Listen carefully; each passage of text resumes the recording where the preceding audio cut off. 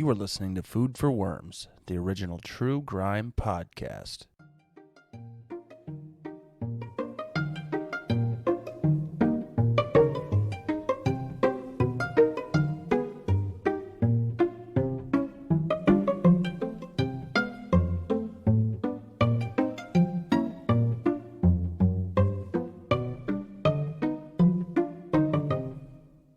Food for Worms. Goth Pocket. Is that like Hot Pocket, but for goths? Yes. What is the Goth Pocket. what does the packaging look like for the Goth Pocket? Is it like Sir, it's like an oversized packaging for it with chains hanging off of it? I can't. I'm so glad that you asked. Okay. The Goth Pocket is it is still, in this case of it being like cheesy gooey goodness, it's still cheesy and gooey, but it's mozzarella. The entire inside is just white mozzarella. The good shit too, not like the fucking, like, this was made by an actual cheesemonger. Right. Okay. It's artisanal. It's fucking amazing. And then the outside is a blackened brioche bread. So it's really, but it also has a layer of croissant bread. So it just makes absolutely no sense on a baking level, but it exists. And then it's also burnt crisp black. And then the packaging. Yeah, you're right. There's chains on it, but there's also pats on it. And when you bite into it, a vulture comes out of it and just flies off into the distance. Goth Pocket. It's a different fucking brand, Sam. It's a different brand. And at this point, Hot Pocket. I'm tired of being embarrassed by the Goth Pocket, okay? Is that what you got when you were a kid, though? Was Goth Pocket? Goth Pockets? Yeah. I wanted a Goth Pocket, but my mom wouldn't let me, so it's fine. No, we're not going to have that shit in our house. She's like, you're not going to be wearing any skulls in my house. Wear the shirt. Wear this powder blue fucking South Pole jumpsuit. This definitely is just so much right personality. We need to reenact this South Pole blue jumpsuit. I don't wanna. No. If you want to see me buckle from my trauma. Yes, I do. Yes, if you want to see me just start getting real quiet and cagey, it's like, because like rather than like normal quiet and cagey, you would definitely try and put me in a situation where I have to reenact one of those fucking scenes. Anyway, hi everybody. My name's Darien. This is the Food Forums podcast, and I'm back in the attic. My name is Sam. Hi. And I'm here in the attic with. Sometimes we say studio, sometimes we say attic. Can we same? They're one and the same. I know they are. I know, and I'd like to hope that sorry, that sounded harsher than I meant to, but I know they are. No, you're good. I was gonna say, can we call it the static?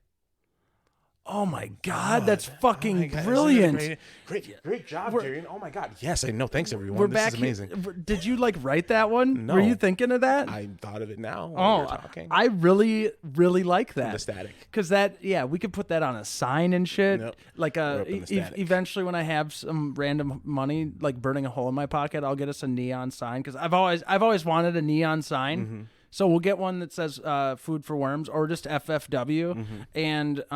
and then welcome to the static. Welcome to the static. Yeah, I think that. Yeah, that's pretty fucking legit. This is nice. Well, like last time when D was over here, folks, and you guys should email us and let me know if you think this is a good idea. But I pitched the idea out to D because we're FFW, so Food for Worms. Obviously, you know that. You tune into the show right now. Thank you. But I want to do an old school like WWF wrestling T-shirt, mm-hmm. and it's like Sam versus Darien, and it's us dressed up as wrestlers and in the lettering and font of Food for Worms. Yeah, we're definitely not going to get a cease and desist for it. It's going to be amazing. Oh, I don't give a fuck. No, it's okay. Thank you. Exhibit 1. It's gonna put us on the map, and then we'll be like Joe Rogan, and we'll have fucking the Undertaker come on and talk for like 4 hours. You could have said any podcaster in the world. You said, yeah, I shouldn't have gone there. No, I just said that because I knew the Undertaker was on his show or whatever, like last year or something. Really? And that was it was like the most candid interview he's ever done. I believe that. And it was like 3 or 4 hours long. Yeah, he's really nice, and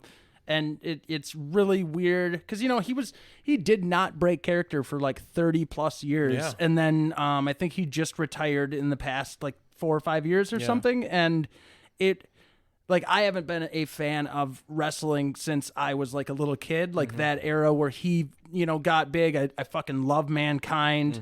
That era where The Rock was huge, all that shit. So it was like, I had to listen to that because I love The Undertaker. I think it's one of the greatest characters to ever come out of any fucking wrestle. Next to all the other wrestlers, The Undertaker is consistent. Yeah. He's consistent. Like, he's just like, the Rock kind of went off and did his own thing. Dwayne Johnson, excuse me. Right. We got to call the man by his name. Because one thing, I'm sorry. Dwayne. Hi, Dwayne. Sorry. One of the things I appreciate about him is how he's still The Rock. And motherfuckers know he's The Rock. But, but now that he's like, I'm like a fucking ultra million fucking megastar. But like, I like that he tattooed a bull over his old bull tattoo. Like his arm is just a huge like it's like the skeleton of a bull. That tattoo is rad, and it's just over his old like outline of the bull horns on his shoulder. Yeah. I thought that was pretty cool that he got. It is fucking rad. No, back to the Undertaker. I appreciate how consistent he was, and just how utterly fucking just terrifying he was too. Like because it was kind of like listen.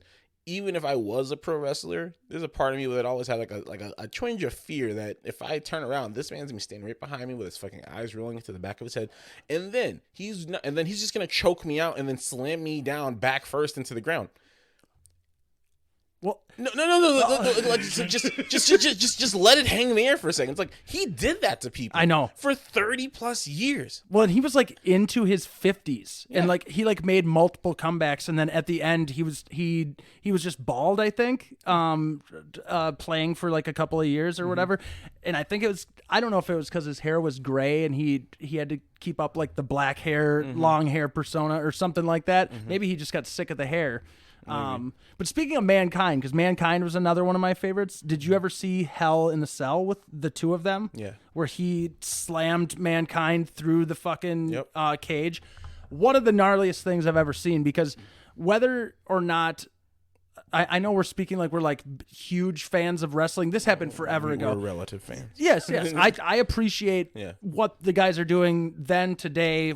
Whether you're into it or not, or you're like, it's fake. No, it isn't, because he still fell from like 25 feet up from getting like body slammed through that MMA through the fucking cage. No, dude, don't joke about MMA. Speaking about Joe Rogan, I don't want someone coming on our show, and nobody's gonna come on our show, but coming at our show that can whoop my ass, because I don't. Hey, that's fine. They know they know you live in Minnesota. They don't know. Yeah. If anybody shows up at my house, no thanks. Yeah. No thanks. I heard Sam was talking shit about MMA. Oh, speaking of talking shit, Joe called me out today because he listened to episode from a couple weeks ago, and he's like, "Fuck you! I know a lot about corn and all." And when Rob Zombie came out of White Zombie and all this stuff, but he like texted me, like I saw his text after I talked to him on the phone, and it was spelled CORN, and I just went to myself like, fuck you, dude.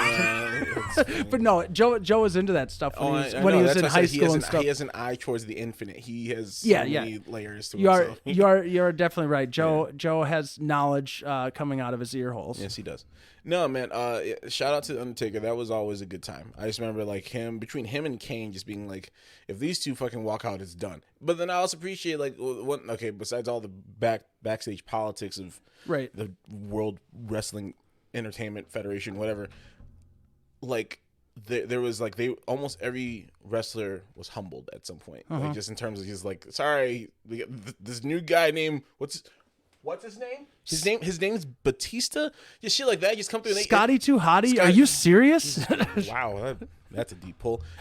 But I know who Scotty Too Hottie is. But just like at some point, as like the newer guys are coming in, like there's always obviously a gimmick to it, but like someone like it's like, yes, you're the Undertaker. Someone's gonna he's not gonna lose at WrestleMania, right? But someone that year is gonna run the fade on the Undertaker at some point, and he's gonna be like fucking pissed. But while we keep before we Well, to stay on Undertaker, I want to say my favorite era of Undertaker for me was the fucking motorcycle Undertaker, because that's like early, like probably within his first like 10 years of when he got big, I'm sure. Yeah, because there was a point where he was all grim and he was all brimstone and shit, and they were doing the whole like he's being buried, and then the fucking weird guy who just looked like, I don't know, like Hitler. Oh, it's supposed to be his like corner guy. It was just a weird thing, but he's like a combination of Gomez and Uncle Fester, but not in the fun way. No. He's definitely a creep. But I was always like, I feel like this is the guy that would definitely just be like standing over you, like breathing in your ear or some shit while you're trying to take a nap. But moving on past that, him and his Undertaker in his motorcycle phase. I always like that one because it seemed more chill, right? Because it was always like, is he gonna walk out and he's gonna do the whole thing? It's like, no, like he's gonna roll out and fucking like the Undertaker. He went out for one fucking cross country motorcycle ride. He came back with, he's like, nah, this is my thing now, guys. It's fine. But then but the other part was that I loved when he went back to that, because there was a point like I think he just got his ass kicked one time, and then he's like, oh shit, he just did the whole thing, got knocked down, and then he did the whole thing where he just sat up with his eyes like all rolling back of his head, and I was like, oh shit, he's back. And then it was all fucking or the well, I never knew he was as big as he was, like physically wise. Like I knew he was strong, but dude's he's like 6'9" or 6'10" or something like that's. So tall. But for 30 years of throwing yourself around like that, fucking insane. So but yeah, that interview is great. Yeah. And I told you I've been finding like old video games and stuff, and I haven't kept up in the video game world. If someone's playing video games and they invite me over to hang out or whatever, not that happens ever, but I'll play some like new video games and try and figure it out. But I was like way into like up to like PlayStation 2, Tony Hawk Pro Skater. Jesus Christ. But I was doing Nintendo 64, fucking WWF No Mercy. I still claim that's one of the greatest video games of all time. And what I've been diving back into these things, and I did not play a lot of video games. Yep. So for N64, I didn't have Mario Kart or Mario 64. I played fucking Zelda and WWF No Mercy. You like missed like the two best ones. I know I did, but I didn't have. I had like 4 games, dude. Okay, I'm sorry. Yeah, you should be like. I think one was a Madden game. I never played that at all. I was never. I think my dad always bought me sport games, which thanks, Dad, but I never played them at all. Besides like NES NBA or no Sega Genesis NBA Jam, I think is another fucking amazing game. Yeah, so. I remember like getting a few times like getting toys where it just like didn't reflect like this. It's like, listen, if you would have done a little bit of market research on subject Darien, Washington, you will have figured out. Yeah. Almost kind of what he's into, like. and it's like your parents are trying, or whoever gets you the gift that is so like not in your character. But like I think it was from one of my aunts. She got me a Hawthorne Heights CD, and I never listened to it. I never took it out of its pack. But I think she was trying to get in the wheelhouse of like what she thought kids your age were listening to. What the pop punk scene was. But I think she was like 5 to 10 years later than I was. Your hair like that around that time too? A little bit.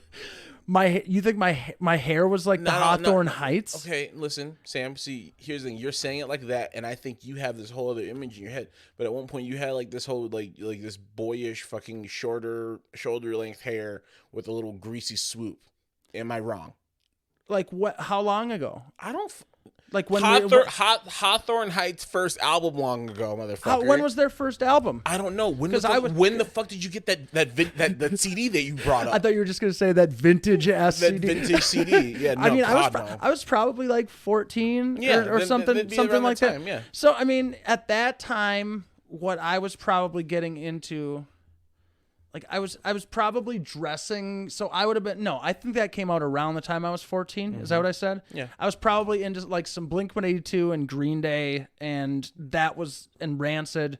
Like those were the things I was getting into, and I was in like 8th grade, I think, and like Flogging Molly. So I mean, I don't know. Are those? Is that anything close to Hawthorne Heights. I don't even know if I know. I couldn't name you a single Hawthorne Heights song. That's fine.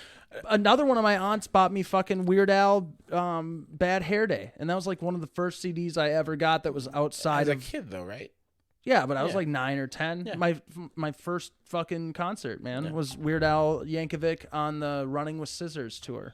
Yeah, I guess I guess for me, looking at when particularly like family members get you gifts, it's like even if it doesn't hit the mark at all, it is adjacent. And I guess for me, I'm just trying to shoot your aunt a little bit of bail, and that she could have got you, fucking 14-year-old. What when you're 14, what music was like the exact opposite of what you were into besides Hawthorne Heights? I think around that time, like Nickelback's first big CD came out. She could have got you Nickelback. Yeah, and that would have been like who do you think that I am, aunt?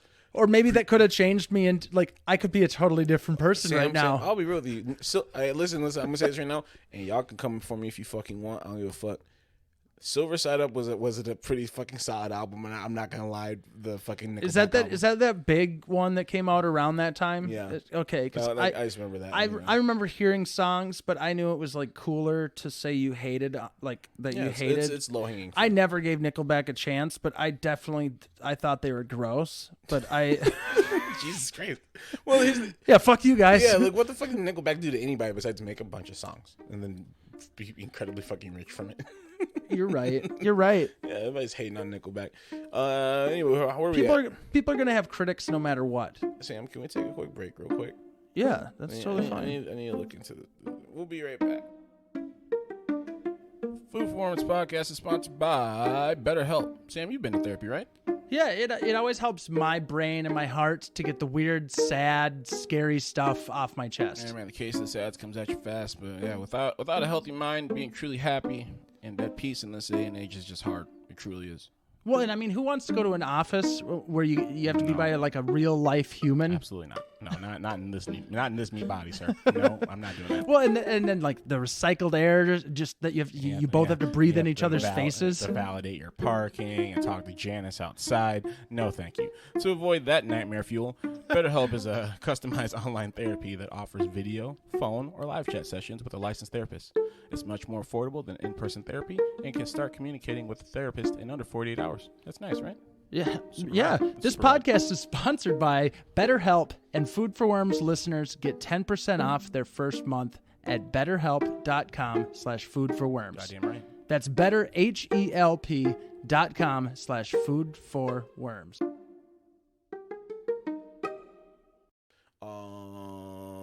Wes Anderson. Hi, everybody. We're back. Hello. That was a weird. That was Wes Anderson. What about Wes Anderson? Wes Anderson. I went and saw The French Dispatch last night. How is that? Well, let me tell you, sir. It is a lot, but it is charming and whimsical. But like a lot in like Life Aquatic a lot, or like Royal Tenenbaums a lot? A lot in that everyone that he could get a hold of that was available and could travel. You mean for like cameos and like people like I'm saying either they have a speaking part or it's blinking you fucking miss it, but they were there. They were in the fucking studio. Well, and didn't he write that with Owen? I don't know anything about that. Oh, because I mean they wrote like his like first 3 movies together. I didn't know that either. Yeah, they were writing partners because Wes Anderson and Owen Wilson, they went. I think they graduated from film school in Texas or something like that. Because like they met in college making films, and then they made. I forget what Wes Anderson's first. Rushmore? No, not Rushmore. There's one before it, like Slingshot. Yeah, I think it's Slingshot. Hot Shot. I think it's Slingshot. I think it. Well, let's look at the internet. Yeah, we should look into it. But no, they wrote those first few movies together. Luke Wilson obviously came on to do those movies with them. But no, I've been wanting to see that, and it looks fucking good. But what do you?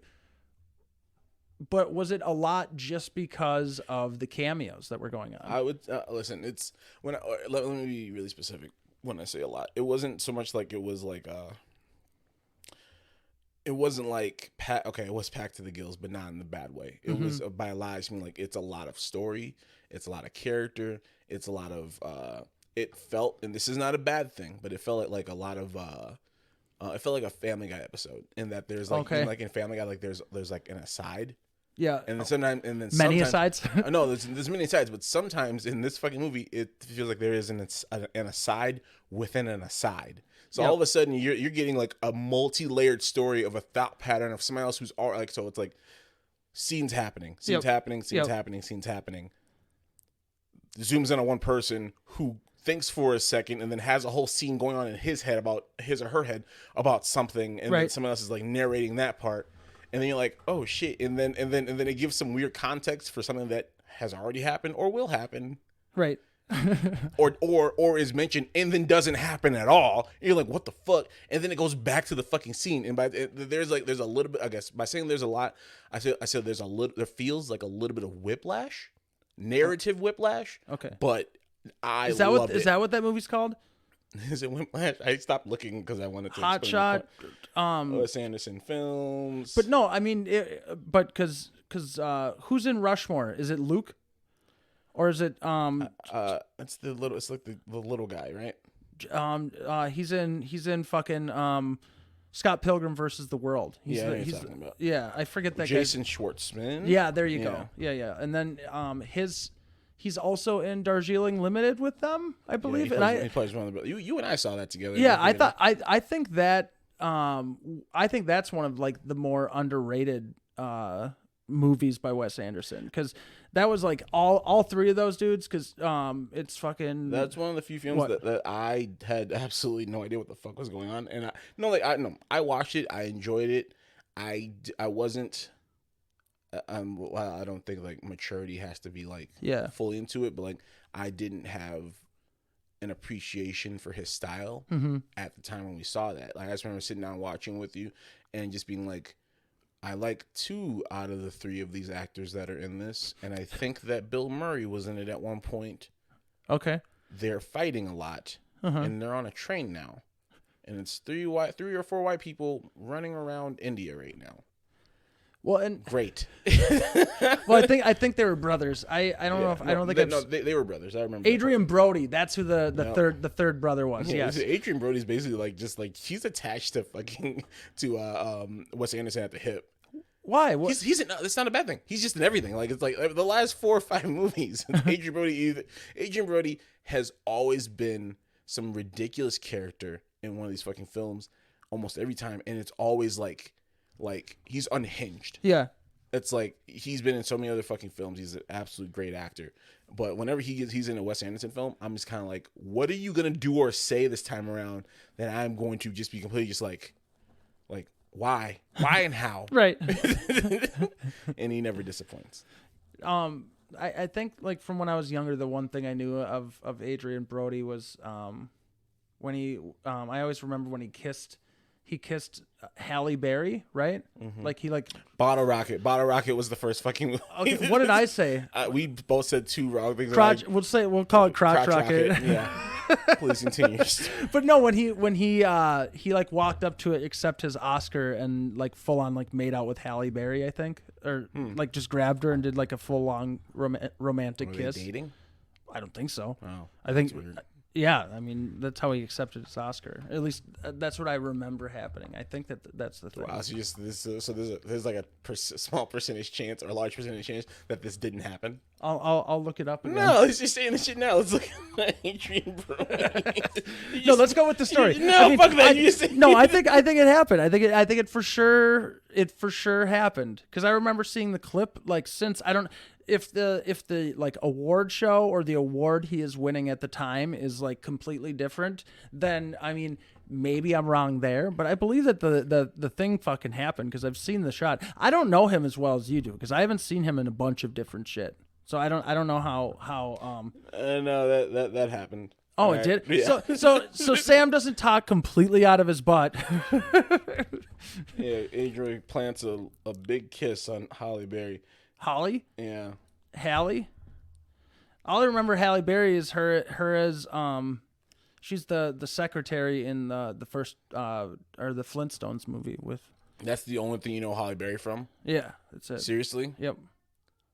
Seriously, Sam? Yeah, with Rick Moranis and. No, I know. I remember everyone else in that movie. That's the only thing I know of Halle Berry from. Wow. Yeah. Jesus Christ. No, she was in like a James Bond movie, right? Yeah. Like from the 90s. Damn, Sam. She's from a Catwoman movie, right? Shut the fuck up. Am I doing a bad job? You're just like, yeah, let's just name all these films that Halle Berry was in. What else was she in? None of the good ones. Well, what are the good ones? See, I don't know. So Swordfish. She was. Oh yeah, that movie with what's his name? Travolta, right? He was in that. Yeah, Travolta, fucking what's it? The Australian guy, he played Wolverine. Hugh Jackman. That guy. Yeah. A bunch of motherfuckers are in that one. Yeah, you just leaned off a bunch of really shitty movies that Halle Berry just happened to be in. Flintstones was rad, and that's where I started. Was rad, yeah. But you kept saying that's all you know her from, Sam. So I had to name. I don't think I've ever seen those other movies. I never saw Batman. Clearly, yeah. I've seen Swordfish, but I didn't remember that, and I think I've seen that one James Bond movie maybe fucking once.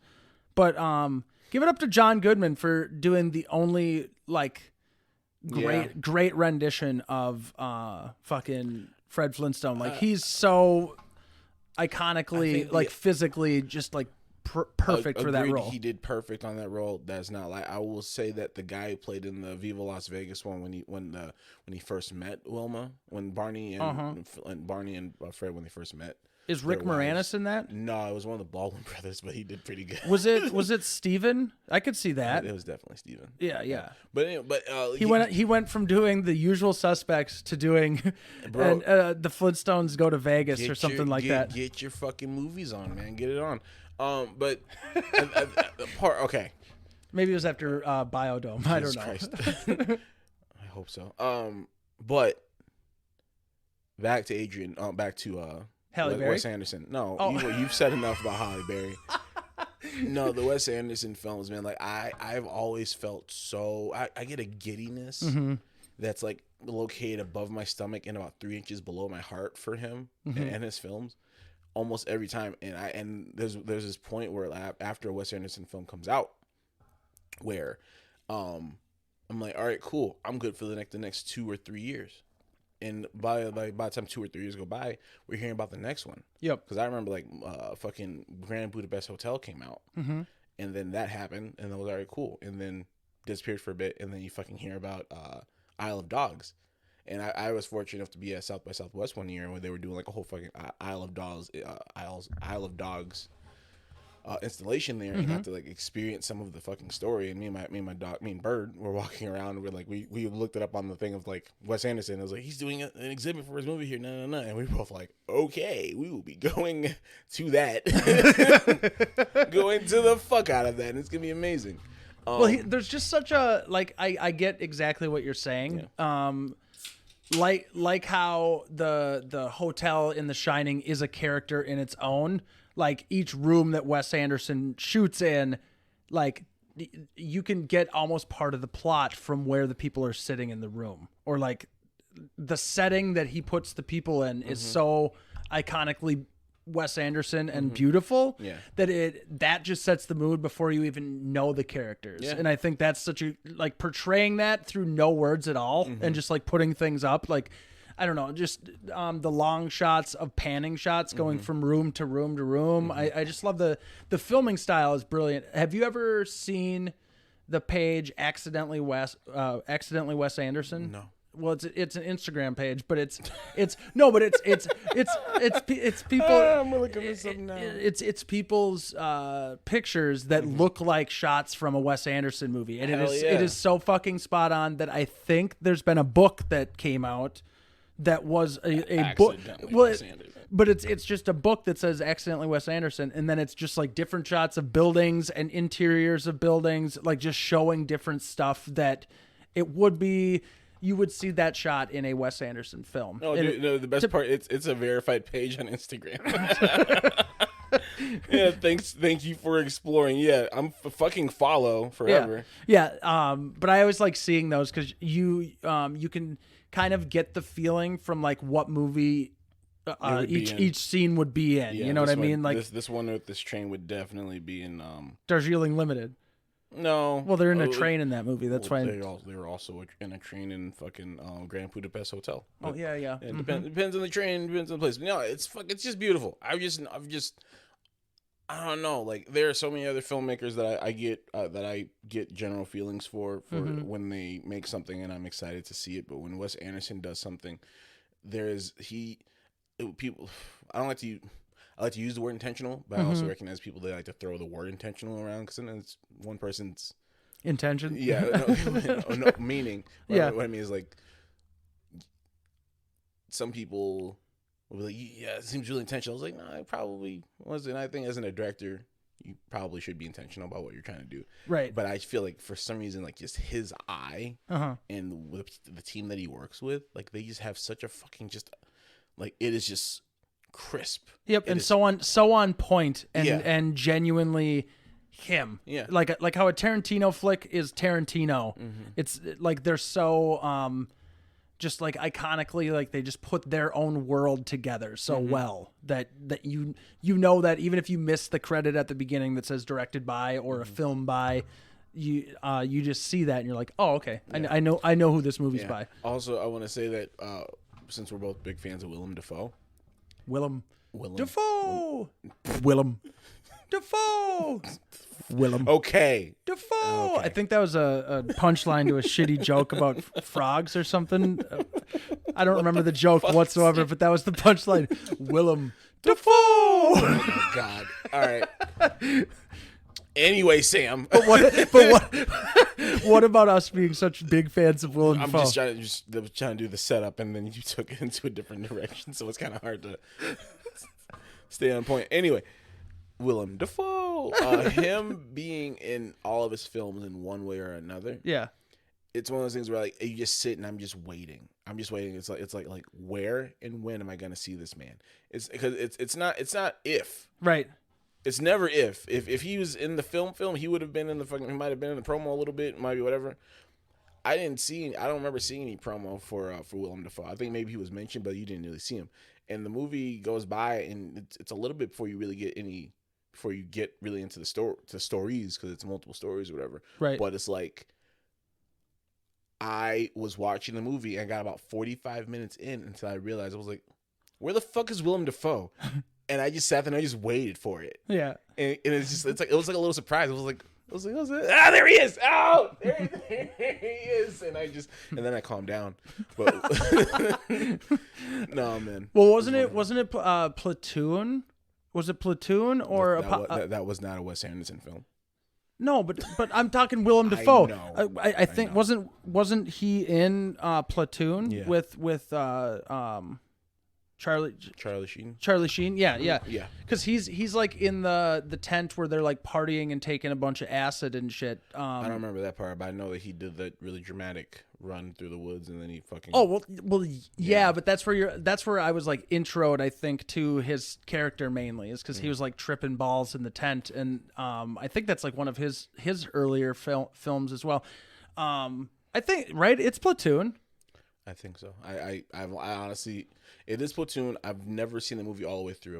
I've always seen it in chunks, and I know enough to know that the main Sarge guy who's running things and he's a real piece of shit. Yeah. No, it's whenever Willem Dafoe kind of pops up now as an adult, like, I didn't realize like how influential and how much he'd really been doing. I remember like my first time I remember clocking him was in the first Spider-Man movie when he played Harry Osborn. He played the fucking Green Goblin. Green Goblin, yeah. So iconic. Yeah, he's fucking terrifying in that. Like, and I loved, and I don't know if I paid as much attention to the later Spider-Man movies. I loved that first one. Like with like him as a bad guy in that movie was so great. Like just how he developed and the fact that he was, Peter's buddy's dad was such a good like plot line aside, because he comes back later on, right? Or no, he dies. His son comes back or something, right? Or the third movie. No, throughout all three of the movies, Harry is becoming more and more filled in on his father, and that his best friend is also Spider-Man. But then he's also is kind of like, a little bitch about it, so it's fine. You killed my father. It's like, I didn't kill your fucking father. then why'd you run? Because you chased me and you had a fucking man with 8 arms abduct me, right, and then drop my body off at your fucking apartment, in which I had to break myself out of not rope but fucking barbed wire. Go fuck yourself, Harry Osborn. It's cheaper than a cab, though. We're gonna go on break really quick, everybody. Thank you. All of a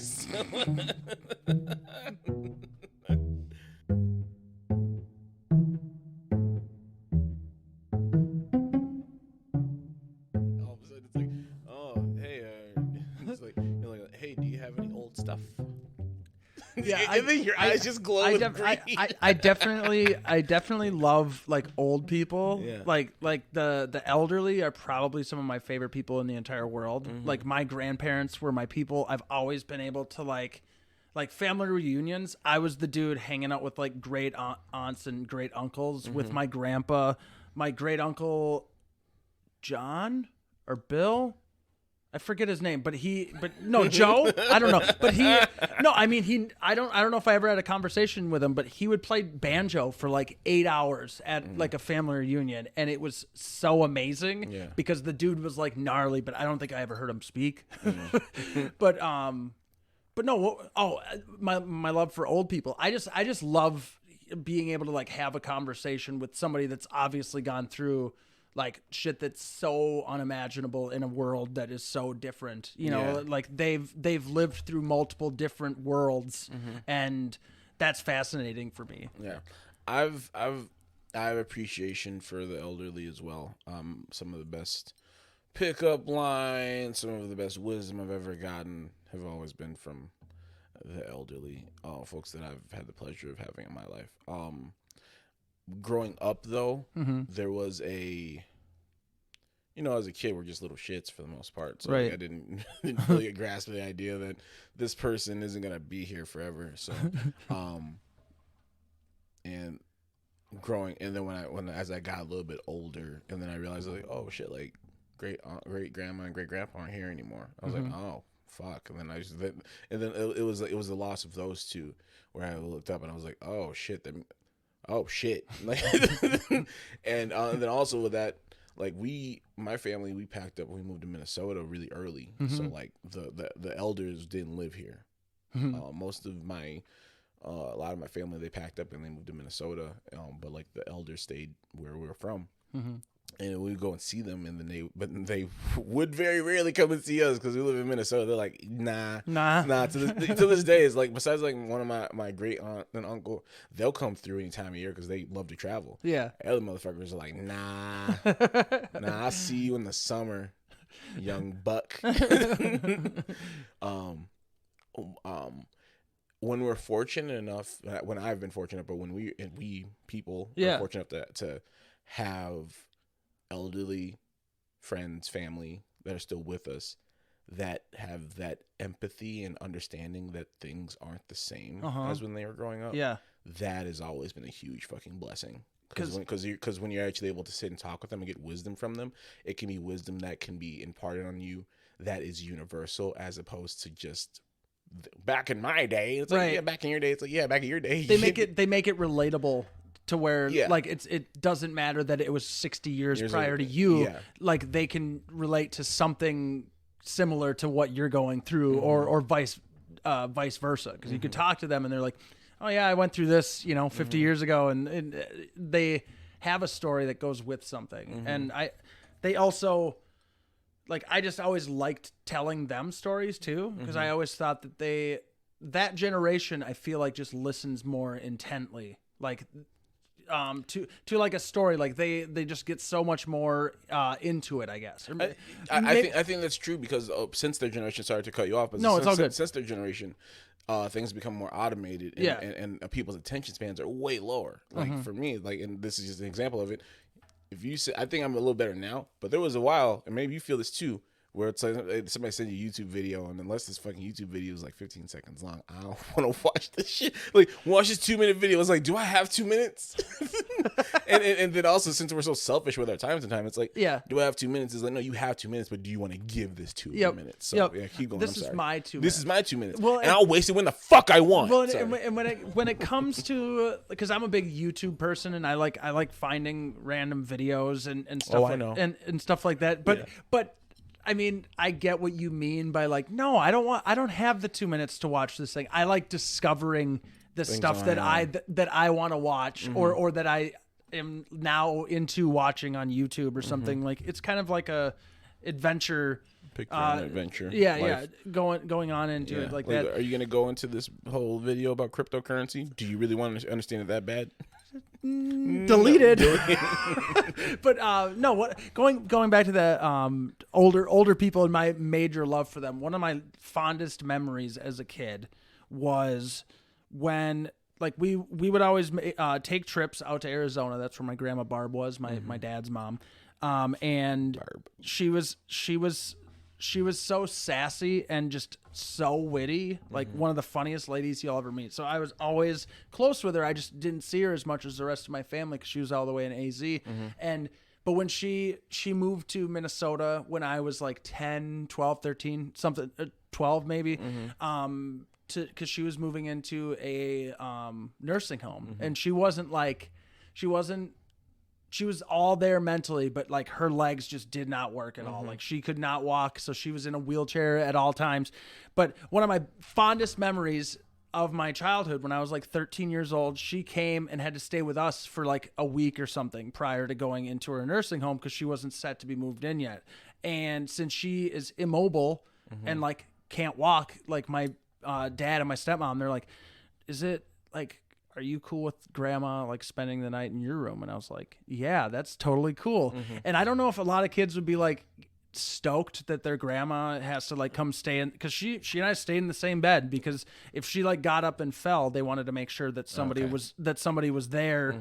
You know, it wasn't like you guys, you know, we had 2 other bedrooms, but they just wanted it to be that if somebody would be there because she was moving to the nursing home for that fucking reason. You know, she would fall and not be able to get up.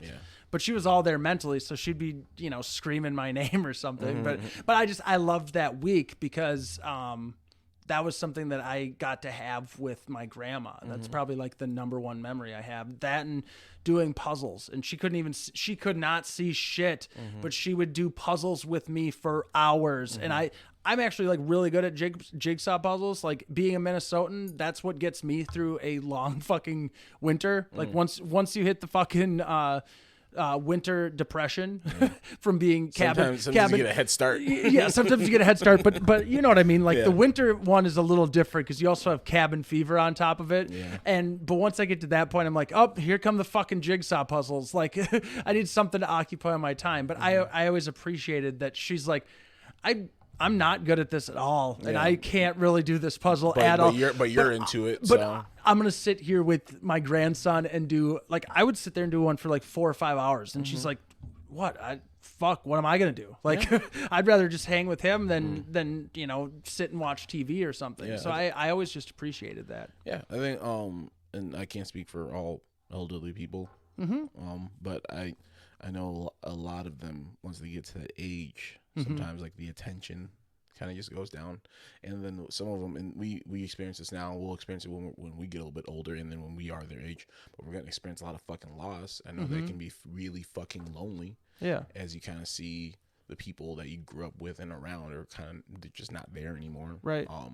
And then also there's like people like us, when we're growing up, we have our own lives and shit, so we can't always be there or as attentive, or we didn't have that kind of relationship with them, right? But I think your grandma would just really appreciate you spending time with you, right? Because there would be no you without her. And that's one of the things I've been thinking about lately too, is like how looking at I've been looking not specifically at my bloodline, but I've just had this thought more of being like, listen, if a bullet rang off 3 feet to the left and hit my great grandfather Benjamin, which is, I believe, was his name, I wouldn't be here. Right. An entire fucking generation would be lost if a lot of shit had to go right for me to be here from this bloodline. Yeah. So I was just thinking about that, but just going back to our elders, I have mixed reviews of my elders, and I have mixed relationships in terms of just like being close with them. I definitely come from a very loving family, but dysfunctional, and I would definitely say broken in a bunch of little mini and big ways. But a lot of it's just people being people, and just sometimes like well, you can't get along with every human being, whether it's family or not. It's not even about getting along with. It's just there's no base for the relationship in some cases. Okay, got you. So it's like when you got to know your grandma, you get to know about your favorite uncle. It's like you saw them around a little bit when you were a kid, but now that you're an adult, if I don't have anything to base that off of. Well, are you from a large family? Like I'm a large broken family, so it's but still a big family. It's a big family, but I'm saying, but it's sometimes it can be it's a lot of silos of information, silos of your stuff, and sometimes one silo isn't talking to the other silo, so you can't invite them. So it's shit like that. And when I get what you're saying. Yeah. So it's and when I say broken, I'm not saying like it's like fucking feuding, but just like But you have good memories with different people in your family. Yes, I do. Yeah, so that's what I'm trying to say is you're not going to have I didn't have that. I love my family, Mm-hmm. but I didn't have an experience of sleeping in a bed with one of them so I could take care of them at night. You know what I mean? That brought her and I very much together. Mm-hmm. And you have different moments with different people, especially in your family. Yeah. So and weird traumatic shit comes with family, and also amazing beautiful parts of it. And I just think it's good to remember both sides of that. Yeah. Oh no, for sure. And that's why I guess I was saying all of that to get to this point. Where it's no. Sorry. I'm saying my relationship with I acknowledge that my relationship with my family members is different, and that all of them are different, and they all interlap, and they all intersect and interlap in different ways. And sometimes I'm just not as close to someone because I wasn't around them growing up. Right. So for me when I get older, I'm like I wish I was closer to you. But short of you being super near me now, I don't think it's just it is what it is. I love you. You're my family. I'll see you around. Holler if you need anything. Right. That's one thing I'll say about my family. It's is disjointed as we are, we'll come for if you need somebody, if we can be there, we fucking show up. Right. I've always known that about you. And then also it's if you fucking hurt anyone in our family, we'll fuck your ass up. We go for fucking blood, so it's that's never the issue. But it's definitely it's all disconnected. But all of that being said, I had one very I have many beautiful memories with my elders. My favorite was when I wasn't aware that my grandma and grandpa were even coming to town. Oh, I hadn't seen them. How old are you? I was in 7th grade. Okay. 7th or 8th grade. Okay. And I remember coming home from school early after something happened, and I unlock the door and I walk into the house, and my grandpa's just sitting in our living room, and I just remember being like, the fuck. I was like, why? I could audibly hear you saying that, walking in. I walk into this like the fuck. Oh, okay. And this man gave me my first beer. Yeah, my first beer. I mean, he gave me my first swig of beer. Right. I was 5. like this wonderful dude. Very salt of the earth. Apparently couldn't hold his fucking liquor to save his life. Very had a nice car, but if you look inside the car, it's full of trash. Yeah. So he's just like that. Worked really hard, raised 3 kids. Yeah. All that. But he just came through. Him and my grandmother came through for a visit, and he's like, I don't want to go out. I just want to kick it. He just waited for me to come home, and that is so legit. And we just had I was like, the fuck? Okay. Hey, grandpa. Because when we see him, one time we saw him was during funerals or family reunions. Yeah. Which really whatever. And he and I, we just sat and we just talked. We talked for 7 or 8 hours. By that time, it was one of those things where it's we didn't realize how much time had passed. But by the time it got dark, I'm like, where the fuck is everyone else? And no one came home. And I just talked, and we talked about just, he asked me about school and what I wanted to do, and he just listened to me talk for a little bit, and then he'd just be like, well, that's definitely a way to think, and then he just and if you could have that long of a conversation with anybody, let alone your grandfather, that is so important, because it that is a very, lengthy amount of time, but that does mean something if you can sit there and do that with that person. But I guess watching. But slowly after that, then my grandfather's health declined shortly after that. And then he ended up passing away like a few years later, which was all very tragic. My grandma is still going strong, holding it down. Damn. In Illinois. But one of the things that I've learned from my elders and from like my parents and my parents' parents and my aunts and uncles is just like there's so many things, so many parts of them that I've taken on, and then the parts that I have just absolutely fucking flat out refused.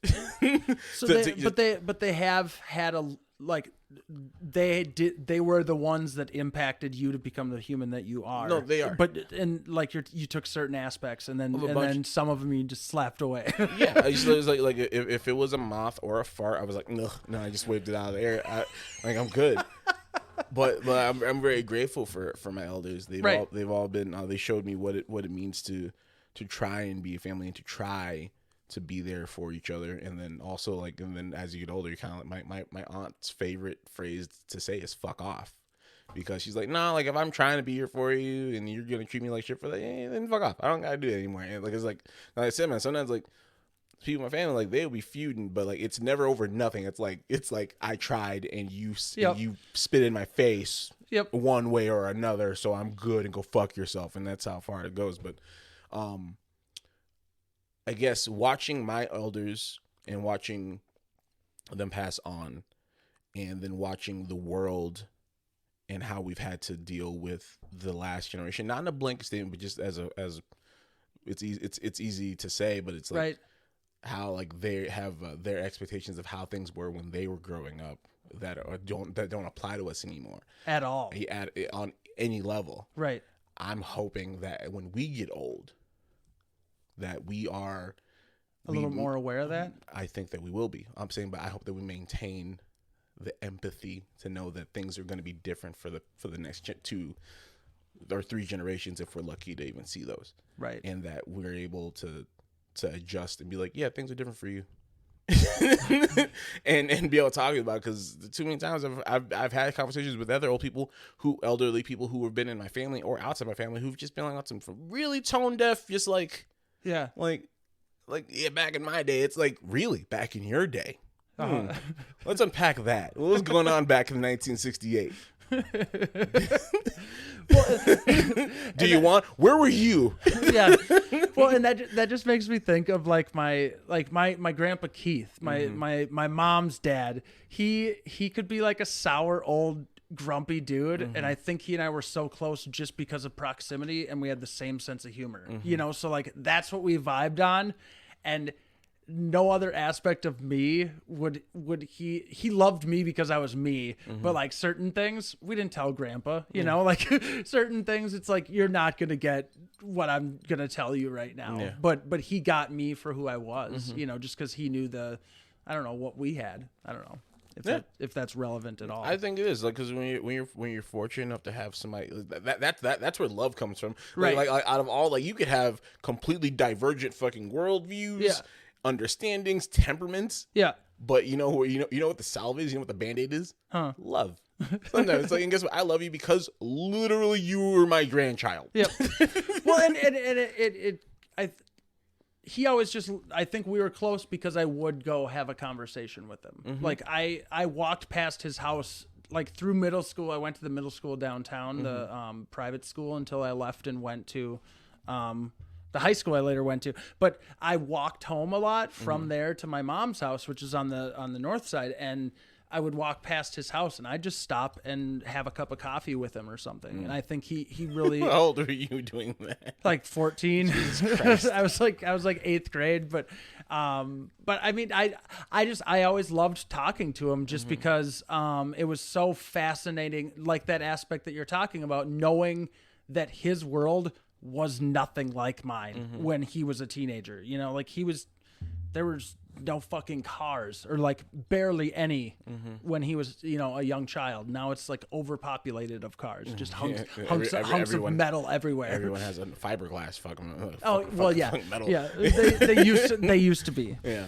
But yeah, I don't know. I think I really cherished my grandparents. They had a large part of who I became, and my elders in general. But like specifically, my grandparents were being so rad because they had such a different life, but they still understood me and cared for me, even though I was a loudmouth little punker skateboard kid. Yeah, barely showered, greasy hair motherfucker. Yeah, I love like you. my grandpa showed up at my fucking high school graduation, and I have fucking dreadlocks, and I am a nasty looking dude. Yeah, I remember that. Yeah, and and he's there, and he's like, "Sam, how you doing?" And I just got done smoking pot down at the river, like playing disc golf with people, and then I went back to my thing, and then I was just surrounded by family, and just high some of my teachers came by, and then Dennis and Ben Spoden showed up, and they're both just drunk as fuck, but it was just like rad because I still had a conversation with Grandpa Keith like I always did, but I was just,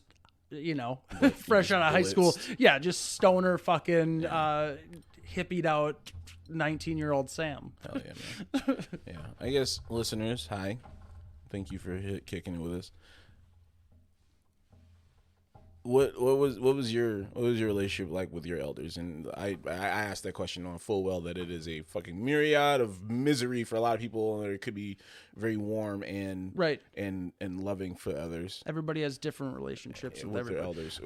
So I guess and also sometimes like your elders aren't your grandparents. Sometimes they're people that just happen to be around you to raise you. So I guess it's like, well, going back to Java Joint, one of the elders that like impacted all of our lives back at the Java Joint, Francis. Yeah. If you were in central Minnesota around St. Cloud, you knew who Francis was. Yeah. If you walked downtown ever, you know, and that was a dude, nobody really knew him personally, but we all did, you know.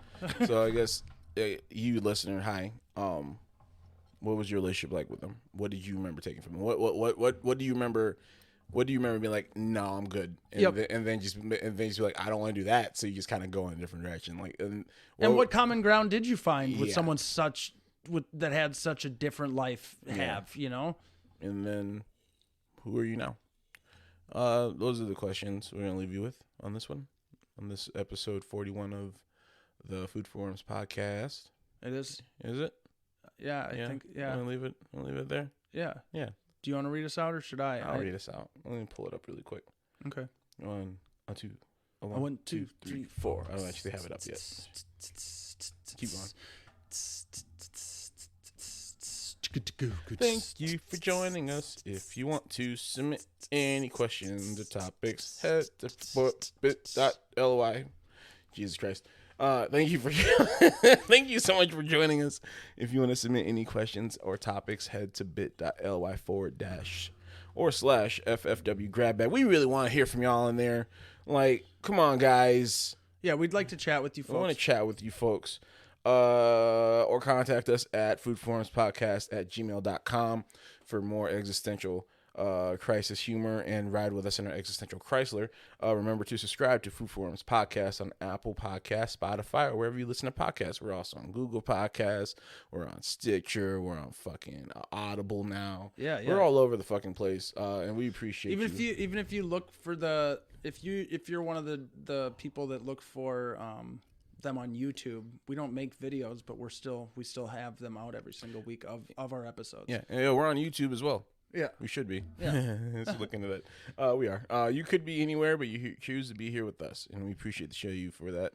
Always check on your strong friends, and you know, if you still have your elders, tell them you love them. If you have that type of relationship with them, and you know, just be well. Well, and I don't know, hold the door open for an elderly lady, unless they were an asshole. Thank you all so much for joining us. This has been Food for Worms. I'm Darien. This is Sam. Thanks for coming to the static. Is that a weird way to end it? Yeah. It's okay. Bye, guys. Love you.